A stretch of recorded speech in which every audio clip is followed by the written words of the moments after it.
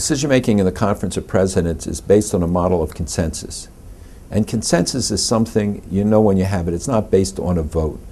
It's, as I call it, a kishka feeling. It's something you know in your guts when there is one and when there isn't one. And when there isn't, the job is to try and build one.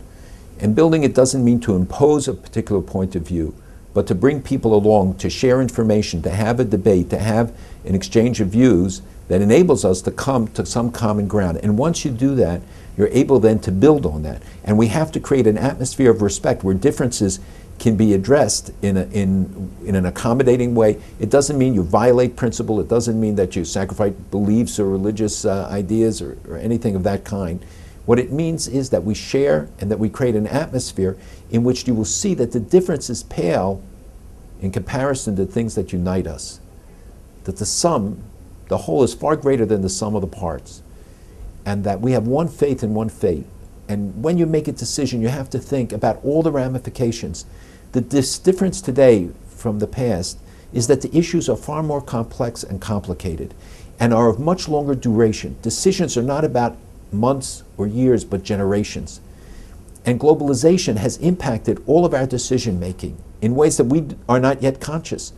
But it means that you can't just talk about what happens in Iran without thinking about what the ramifications are in Indonesia or Malaysia. We saw it in the incident in Georgia, which had ramifications across Central Asia, in Europe and elsewhere. That we have to, today, everything is interrelated, the domestic agenda and the international.